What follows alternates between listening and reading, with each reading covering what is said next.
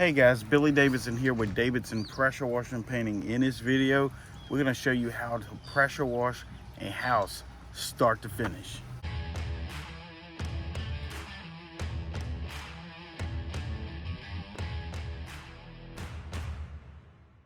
Thanks for hitting that subscribe button. If you hadn't already, go ahead and do it. We definitely appreciate each and every one of them. So guys, in this video, we're going to show you how to pressure wash a house start to finish. All right guys, so what we've elected to do on this job is put a chemical application of about 1% sodium hypochlorite along with some surfactants.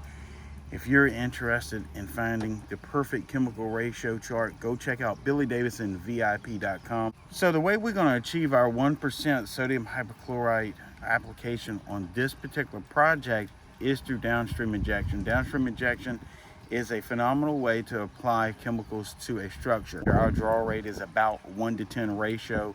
So we got approximately 12% in our container. We're going to be drawing about 1% of that. So we're going to probably get between 1% and 1.25 actually contacting the structure. We've attached our downstream injector to our outgoing pressure right here, and then a quick connect a pressure hose to it. All right guys, another thing, we're using an IGX 800. It produces about 14 gallons per minute, which is phenomenal, and it produces about 3,500 PSI. We're not going to use nowhere near the power that these machines are capable of doing to pressure wash this house. Basically, we're going to use these pressure washers to give a soft wash method to this home. We're going to kind of walk you through the process step by step. You may have a different setup where maybe a pull rope start like a GX 390 or even something smaller. That still will do the job here, but may take a little longer. So that may be the only thing that you'll see different between what we do and what you're going to be doing.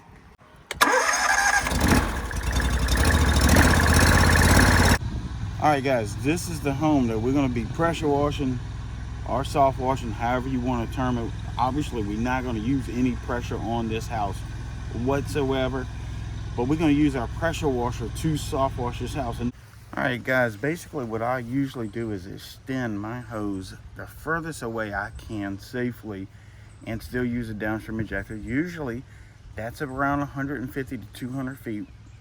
But with our equipment, we can go approximately 300 feet and still downstream effectively. Your equipment may be a little bit different, so you need to test it before you start applying the soap. Maybe do this at the shop or at home before you even do your first job. See how long your hose could be before your downstream injector stops working properly. One reason it will stop working because there's too much back pressure. That downstream injector needs a certain amount of pressure to operate properly, and if you got too much pressure hose on it, it's like blowing through a very long straw. The resistance will build up the longer your hose is. In addition, this water has to make a 90 degrees turn when it comes into here to go out your wand. This also is a bottleneck point and will cause resistance all the way back on the downstream injector. So if your downstream injector is not drawing on 200 feet, maybe try to detach the gun and just use the ball valve to apply your chemical. I have seen that work in a lot of cases. As in our case right here, we're immediately looking at problems that might occur for us: hazards, plants, hot windows, hot surfaces to touch. Right here is early morning. We've already went and put our hand on it, so we know it's not really that hot to the touch, so we can start applying our SH solution. If it was really hot to the touch, at that point, you might want to cool it off with fresh water, but in this case, it's not necessary. So again, I'm at the furthest point that my hose will reach. I'm also looking for things that the customer may own that I could damage with my spray, like wind chimes, that sort of thing. Plants, obviously, screens, that sort of thing. You never want to hit anything with pressure on this. And if you're using anything more than a 1% sodium hypochlorite solution, you really need to take a lot of time to pre-wet all these plants. But again, in our case, I think we're going to be okay today. All right, guys, we're going to release our burst pressure. Always be mindful of your burst pressure coming out of your wand. The moment you pull that trigger, you have all of this pressure and flow built up in 200 feet of pressure hose, and it's going to want to release in a hurry. So this burst pressure can be thousands of pounds of PSI more than what your machine actually is rated for.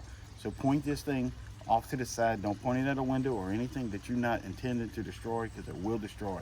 Once we release our burst pressure, then we're going to start applying our sodium hypochlorite solution to the wall area. All right, guys, right here we're starting to apply our sodium hypochlorite solution. We're just going to work our way from the bottom, moving up slowly, making sure we get an even coat on the entire surface. And also watch your wind conditions as well. If your wind conditions are strong, you could apply this with a different nozzle, and I'll show you that here in a second. As you see there, I was using a really wide fan pattern that still will do your downstream injecting. Now I'm going to use a little bit tighter fan pattern or a straight stream if our wind conditions are really strong and that wind is starting to fluff out your solution in the air and carry it to somewhere you don't want it to be. You could use this method as well. All right, guys, this is a J-Rod. This is a downstream injector nozzle. You've seen them. Most downstream injectors have a wide variety of different fan patterns and streams of water that you can use for downstream injecting. So here I have selected a straight stream of water to reach some of the higher parts. If the wind is blowing, this may be something you need to do, again, to keep that sodium hypochlorite from drifting off into wind to other parts that you're not ready to clean yet. Again, we're going to release our burst pressure. And it would be the same application, working your way from the bottom, using circular motions if you're using this type of spray pattern.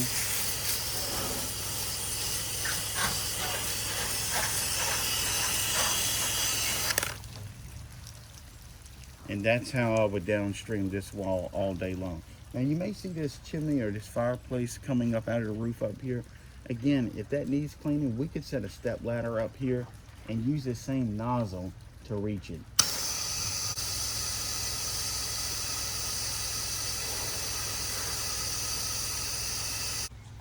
All right, guys, we on the side of the house. As you just seen, we did the back side. Now, one thing you want to keep in mind, keep this in mind very carefully. Do not let that SH dry on that back wall of those windows. I have an internal clock sort of ticking like the old quarterbacks. When you hike the ball, they know within a certain amount of time they need to get a release off. Same thing here. Don't get distracted. Have that little internal clock going along. If you need to set a stopwatch, go ahead. It's really easy with our smartphones. 5 to 10 minutes in the shade is all you want. Now, if the sun was shining back there, more like 3 minutes, sometimes even less than that. Sometimes I sit there and babysit it the entire time. I do not want my chemical solution drying on the wall or the windows, so keep that in mind. This is a reason why we have to charge what we charge, because we can't get in a hurry doing this. If we did, we could leave spots all over these people's home, the windows, the walls, the gutters. It would look awful, and we could spend hours and hours out here with a scrub brush on a ladder with them watching. It's embarrassing. I had to do it before, and I don't want you to have to go through that. So don't let your solution dry on the wall. Again, right here, we're going to apply from the bottom up. We're going to release our burst pressure.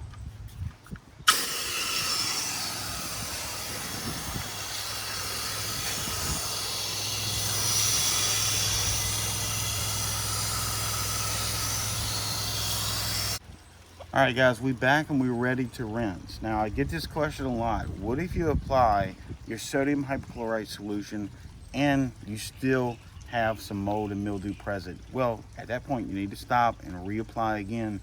Again, not letting it dry in between applications. Now, there are times you may have to spot treat with a soft bristle brush or a small pump-up sprayer, but by no means we want to come in here with anything more than about a 1.5%. It could damage these plants in a really quick way.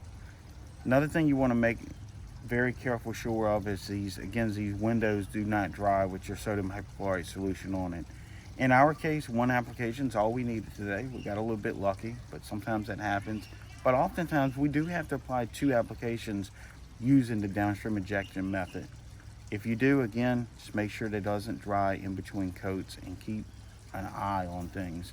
So we're ready to do our rinsing process. I'm gonna go show you a little bit of that and tell you a couple things to be careful around windows. Again, guys, we want to make sure we have our burst pressure released off into a safe manner. Do not release your burst pressure at this window. A couple reasons: that burst pressure could break that window. Also, if you have a failure here at this quick connect, which happens often, this will come out as a projectile moving several hundred feet a minute for a short distance. This is a short distance. This J-rod could be sitting on top of their bed in a matter of 1 second. So we don't want that to happen. We released our burst pressure. Now we're starting to rinse from top to bottom. And circular motions is really a good idea.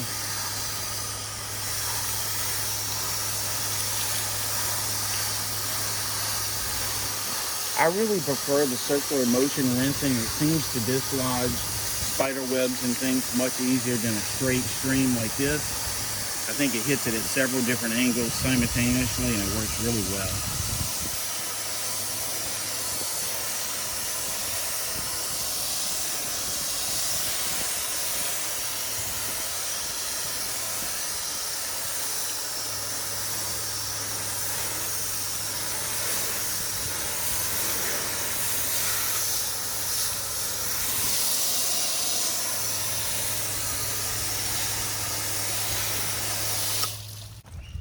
So guys, I do like to rinse from a couple different angles, like from the left and then putting my stream back to the right. I think it just gives you an ideal way to rinse. Some of these ledges and stuff we can't quite hit from one angle or the other, so you can do it from both angles. I never like to rinse at a 90-degree angle, having my stream of water contact these windows or the wall straight on. So I like to have a deflection of my spray, usually at about a 45-degree angle when I'm rinsing.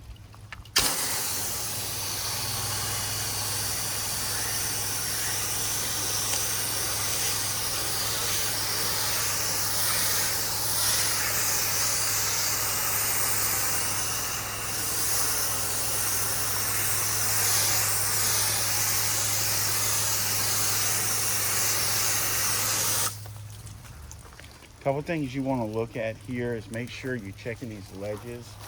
Sometimes there'll be the dirt divers getting under there, wasp nests, spiders, other type of bugs. So anytime you see a ledge like that, make sure you visually take a minute to check it. Now also we got these bushes right here, so we want to make sure we kind of get behind there and rinse that to make sure there's nothing stuck to the wall. So we want to change our angle so we can also get a good visual on what's behind these bushes.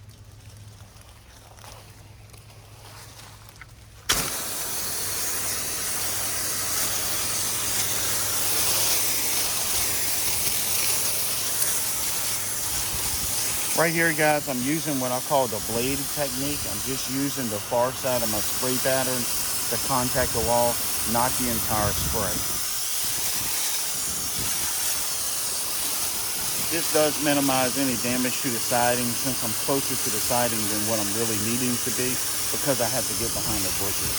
Another thing you can use is use this blading method to do window frames.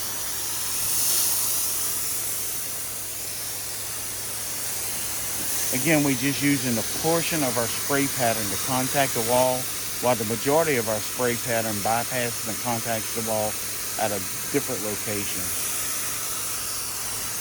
You could also use this spray pattern, this blading technique, to do small little window seals if needed. But again, you have to be very careful and go quick over it. So guys, right here we're on the back side of this home. We're using a wide variety of spray nozzles to achieve a good thorough rinsing. If you don't have a high flow machine, you could use the X-Jet nozzle as well to do it. Just remember, the X-Jet nozzle puts about 500 psi out at the nozzle, so you want to be very careful with the burst pressure there, and the distance from the wall is very important. Usually with the X-Jet, we like to stay about 6 to 8 feet away from the wall area if we're trying to rinse some heavily soiled areas, or either spider webs or insect nests. Modern day homes use a wide variety of building materials techniques to achieve a certain architectural look.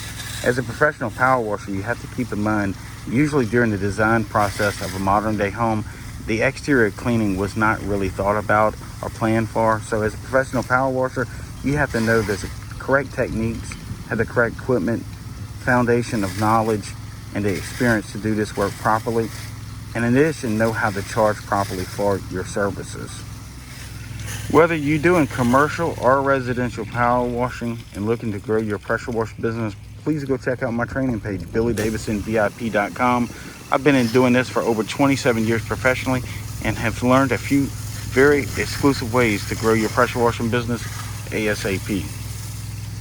So guys, at this point, we're actually tagging some insect nests with our J-rod. We're using the straight stream of water on about 6 gallons per minute. Our machines are rated for 14 gallons per minute, but we actually got it dialed down to just below half power, right around 40% power. If you're using the eggs yet to rinse, you will also need to bring down your power settings just so the water does not impact the surface too hard. As you see here, we're able to reach 2 and 3 stories with ease with some of this equipment we have.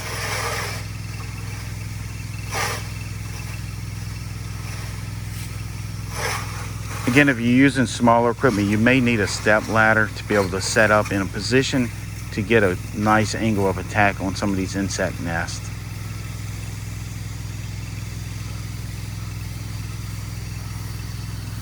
All right guys, we're back. Now we're gonna attack the front of this house and get this thing all cleaned up. A couple things I want to talk to you about before we get started. All right guys, this is a scrub brush, obviously, soft bristle scrub brush. This is something that you would want to use on your car. Something that you would want to use on this house as well. If you show me a power washer that doesn't have a scrub brush, and I'm going to show you a failed business, because you got to have a scrub brush on a job. Some guys say they never scrub anything. They're not going to be in business very long, in my opinion. So that out of the way, another thing I want to talk to you about is hot water. Not the hot water that you might be thinking about. So guys, right here, I've seen people kill plants and they had no idea what happened. They was using a 1% sodium hypochlorite. They were pre-wetting and everything else. I'm going to show you a little trick here that you may have not realized.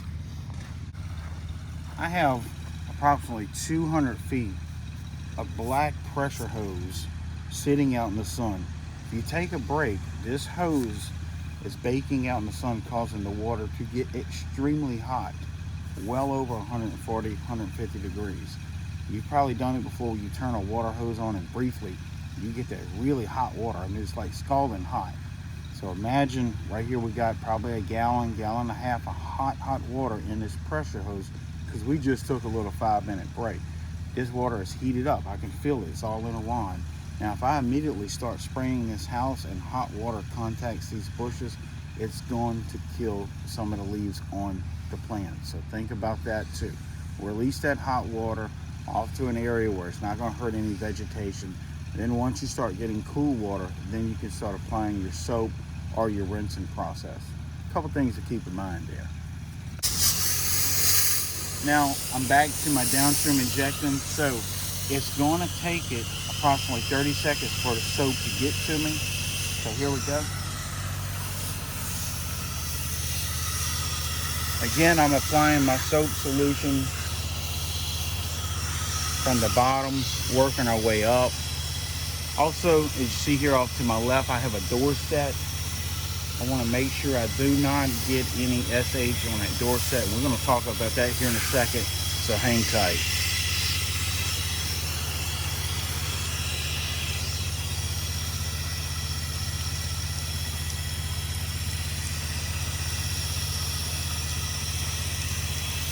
Here's our door set. We're not going to go in there with this power washer or soft washer or SH or anything like that. We're going to go in there with a couple scrub brushes and kind of hand wipe things off and clean it. A couple of reasons there. I don't want to push water inside the house, which I know I'm not going to do that, but I don't want to soap or SH hitting that door. Surfactant or SH is not to be on this door. Hand wipe, that sort of thing, damp cloths, sometimes no cleaner at all, just water, a little hand wiping. If it does need some heavier duty cleaning, then you want to make sure, do a little bit more investigation, see if it's a varnished door or a painted door, and then they use the appropriate cleaning soaps that are specifically designed for those products. Oftentimes you can check with some of your big box stores like Home Depot, Lowe's, Sherwin-Williams, that sort of thing. They can lead you in the right direction on what cleaning product to hand wipe a door with. So keep that in mind. No surfactant or sodium hypochlorite. Now that being said, we want to watch our wind conditions. We still want to be able to treat all of this around here with a sodium hypochlorite solution, but we don't want to blow it back into there. So watch your wind conditions and be very cautious about how your angles are being to apply your sodium hypochlorite to different structures around here. because even a little gust of wind can blow your SH back in there and contact that door, and it dries on the door. They come out to hand you the check, and there's spots everywhere.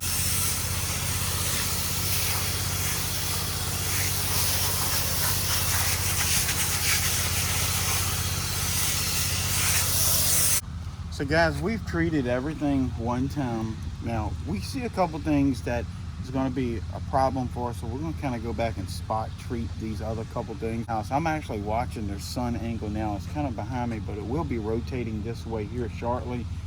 I want to make sure these plants are going to be pre-wet, even at a 1% solution. Now I'm starting to get a little bit more cautious because I'm getting back to the sunny side of the house. It's getting a little bit later in the morning, so it's starting to heat up. Hadn't rained in several days. 1% probably wouldn't kill these plants, but it could maybe turn a few leaves brown. We've already done our before and after pictures and videos before we sprayed the first drop of soap or water.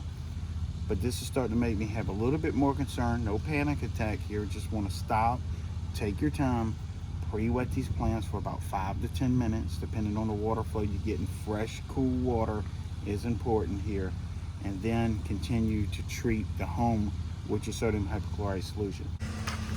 So guys, again here, I'm gonna release my burst pressure above the roof here line, because I got things around here that I don't want my burst pressure to hit. And then we're using a long range soap nozzle on this J-rod to kind of give us a little bit of extended reach to get into some of the higher parts. So right here, we're pushing about 6 gallons per minute. I got my machine on about 40%.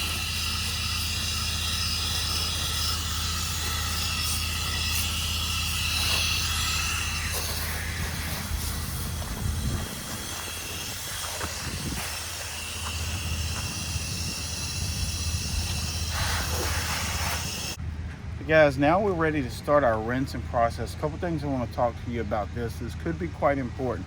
Also, make sure you stay to the end of the video, because we're saving the best for last right here. Again, if you're looking to grow your pressure washing business, check out the description. Click on that. There'll be a link in there to my website. There's some really exclusive training videos and courses that could help you out. I want to give a shout out to Jeremy out in Dallas, Texas, that just joined our dumpster training course online. He's already doing really well with it. He's about 10 days into it and got 4 accounts. So shout out to Jeremy, great job. And hopefully we'll be working with him in the future on some other training courses. So right now we are ready to start rinsing again with our J-rod. We got our machine on about 40% power. But also now this is something important to remember. Our 200 feet of pressure hose is full of SH and surfactant. So we need to make sure before we start rinsing that we got fresh water coming out the nozzle. Can't tell you how many times I've seen some of my guys do it and other people out there in the field start rinsing with SH, and they think that they were rinsing with fresh water, and they move on out to the area, and then again your SH is drying on the windows, and they have no idea what happened. So make sure you're getting fresh water out before you start rinsing. So I'm gonna release my burst pressure off to the side where it's safe. I know I'm still getting a little bit of soap out, and I want to make sure I get no suds before I start my rinsing process.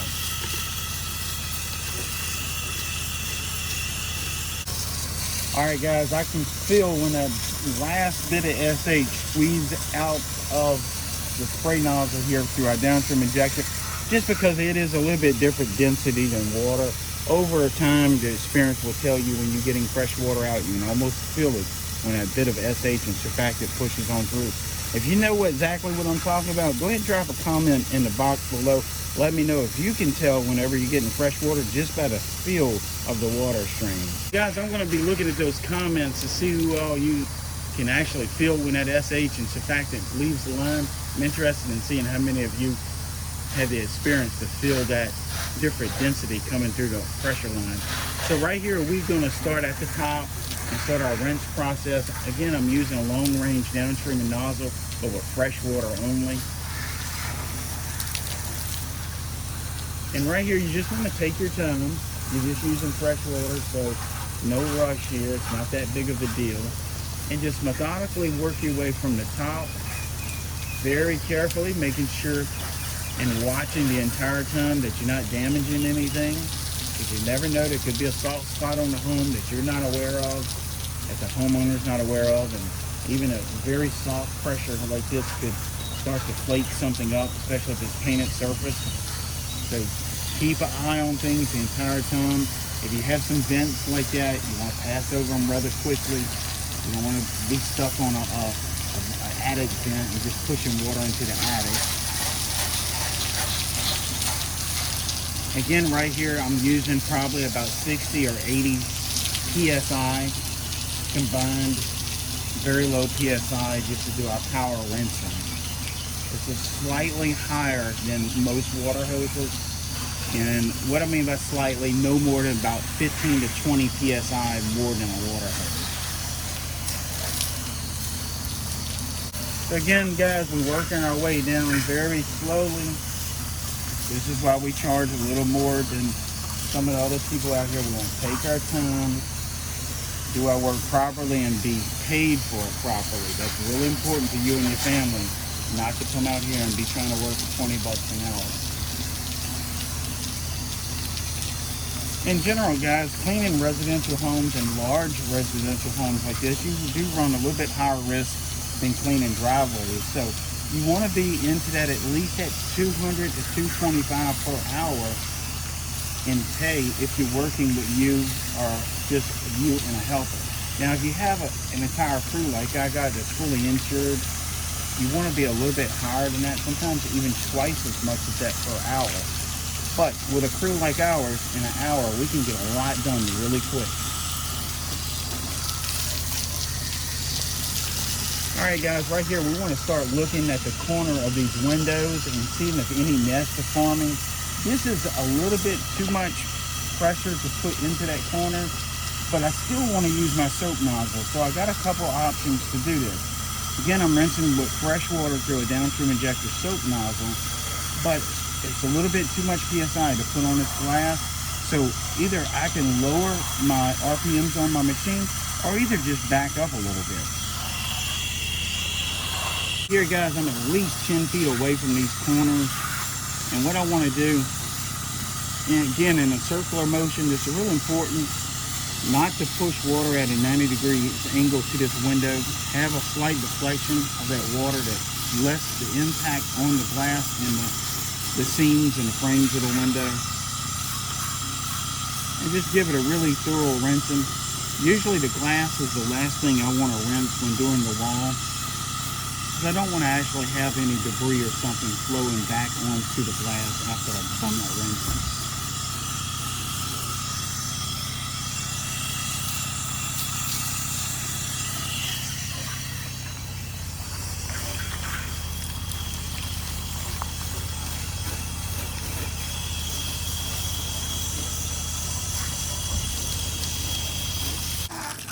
All right, guys, as you see here, we're back on this side of the house now. We're still downstreaming, using that method to apply about a 1% sodium hypochlorite to this wall area.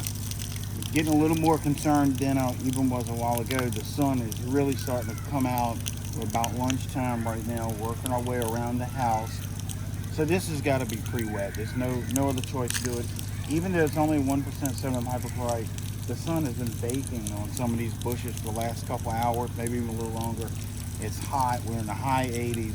It hadn't rained out here in probably 4 or 5 days. So all that, keep it in mind. I'm going to go ahead and pre-wet it. It takes another 5-10 minutes to do it, and it's an insurance policy against disaster. So take a walk with us and show you how we're going to just pre-wet with a water hose. So guys, when I'm pre-wetting, there's no particular way to do it. Left to right, right to left, high to low. Doesn't really matter as long as you're putting enough water down. And you can't get in too big of a hurry here, because just what you see right here, this is not enough. You can imagine we usually be getting about 6 or 7 gallons per minute coming out of this faucet. Sometimes a little more, sometimes a little less. So if we only dumping 5 gallons of water on these bushes, it's probably not enough. We want to get these bushes cooled off, get them hydrated, and it takes just a little bit longer than just a few seconds. So I've seen guys come in here and do their pre-wetting real quick, and they move on, and it's really hadn't been done anything. So you gotta take your time with it. Your customer deserves this service out of you. And you know, they want the home clean, but they don't want all their bushes dying off the next couple days as well. So take your time, do your pre-wetting. Don't get in such a hurry. Making sure you're charging enough for this, and also telling your customer in some of your estimates, this is what you're going to be doing. Just a simple text message with a price on it is usually not good enough. Usually I like to send an email with an explanation, description of their very specific property, not no cookie cutter email template for quoting. It's something I just generally don't like to do. Now, it may work for you, it may not, I don't know, but I can close a lot of my jobs even at a higher price than my competitors by taking our time and just explaining everything we're going to be doing. As you see here, we've been pre-wetting for some good bit of time right here. Now, these plants are nice and cooled off and hydrated, but as Big Chris is applying his soap solution, I'm still going to be putting down a little bit of cover fire, is what I call it, just to ensure that these plants that have been sitting out in the sun are not going to end up getting burnt or fried from our SH solution. In addition, always make sure that that water coming out of that nozzle right there has been cooled off, because that black hose sitting out in the sun like today, that water can get to some extreme temperatures and cook these plants. All right, guys, we have applied our sodium hypochlorite solution. As you see, we were pre-wetting 5 to 10 minutes before we sprayed our first drop of bleach. And during the process, I thought that might be a good idea just to kind of put a little flow down while Big Chris was coating this with SH. We only had to do it one time. This house is not all that bad. Our customer gets his house washed quite often, so that may be one thing you want to talk to your customer about. You know, let them know that sometimes once a year is too long. Sometimes once a year's not long enough, you know, that sort of thing. So there's also been times that we've washed a house every 3 years. So it really depends on a lot of things, a lot of contributing factors that let you know when a house might need to be washed again. One is the amount of rainfall that you may get during the winter time or just early spring. Also, how much irrigation they have around the home. If all of this stuff stays really wet, like this is a lot of landscaping, not only you got the irrigation watering the plants constantly, but the plants are also wicking moisture out of the ground, and it's airborne and it attaches to the house often, and that could accelerate the mold and mildew process. Sometimes once a year is just enough. Sometimes it needs to be done sooner. Talk to your customer about that. So again, we're going to just go and rinse from top to bottom in a circular motion. Right here, we're going to use the open ball valve, just kind of show you how that might go. Right now, we're running about 6 gallons a minute. So this would be equivalent to about a 5.5 gallon per minute pressure washer. A 4 would give you a little bit less flow, but it could still be done with an open ball valve, especially if the house isn't as tall as this one. Like 1 storage, 1.5 storage, open ball valve on a 4 gallon per minute machine is just fine. So you either using your wand with a J-rod, an X-Jet, or a black tip on your wand, it's all going to give you a low pressure application, applying the solution and rinsing, or either an open ball valve. So I'm going to show you how we do the open ball valve method, and perhaps you can start adding this into some of your techniques.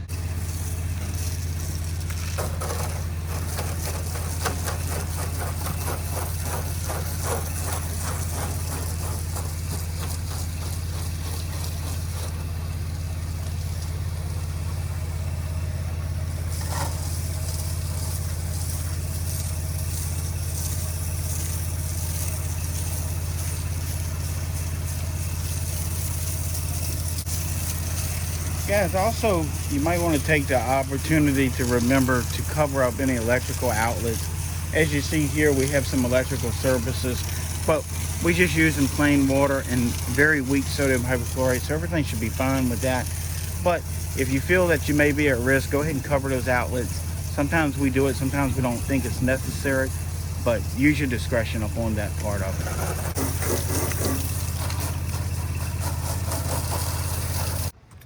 All right, guys, so as you see there, you just repeat that same process on all 4 sides of a house. Don't let it intimidate you.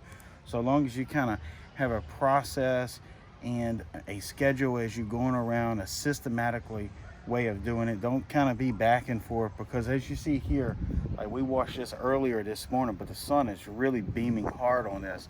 We could wash this right now, but we would definitely have to pre-wet, cool things off, as we always talk about in other videos as well. So you can definitely go down through the channel and find a lot of training videos that we put out, so be checking on that. Another thing I want to tell you about that's really important before we wrap up and go, this is a biggie now. Put these doormats back. I have been guilty of leaving them out in the yard. You know, it's kind of the end of the day. You're ready to get out of your wet clothes. You're tired. You're hungry. That sort of thing. But do a final walk around as we doing now, because you will find a doormat or something misplaced, a plant that you pulled out, maybe the dog's bowl, that sort of thing. Good rule of thumb when I do with dog bowls, before I get started, I dump the water out and turn it upside down. Before I leave, I rinse it out and fill it back up with water. Last thing we want is someone's animal drinking our soapy solution and getting ill from it. That would definitely not be a great thing to happen to you. So do your final walk around, put the doormats back, just take 5 minutes and inspect the house before you knock on the door, and let the customer know that you're done for the day. Also, we're going to be doing a how to pressure wash a driveway from start to finish. So please hit that subscribe button, hit that notification bell, so you'll be notified once we get that video completed and uploaded. We definitely appreciate you watching our videos. Again, go to BillyDavidsonVIP.com. Check the description out for some other information I'll have in here too, as well, on some of our training courses and a brand new promotional code. So go check out that description now, guys, and I hope to see you in the next video.